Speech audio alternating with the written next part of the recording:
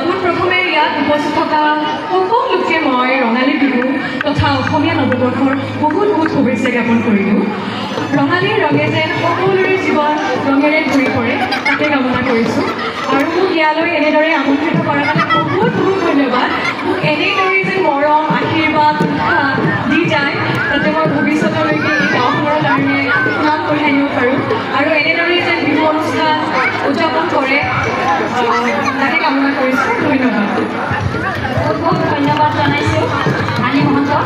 আৰু এই হিচাপতে ক'বলৈ বিচাৰিছোঁ ৰাণী মহন্ত এখন অসমীয়া ধাৰাবাহিক সুন্দৰ অভিনয়েৰে তেওঁ এতিয়া শ্বুটিং চলি আছে আৰু তাতে তেওঁ পৰিচালক প্ৰযোজক লগতে তেওঁ কেনেদৰে আগবাঢ়িছে হয়, মই প্ৰথমবাৰৰ বাবে অসমীয়া ধাৰাবাহিকত অভিনয় কৰিব পাৰিছোঁ।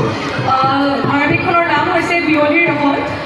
মই আকাশী বৰবৰাৰ কেৰেক্টাৰ দি অভিনয় কৰি আছোঁ। আশা কৰিছোঁ সকলোৱে যেন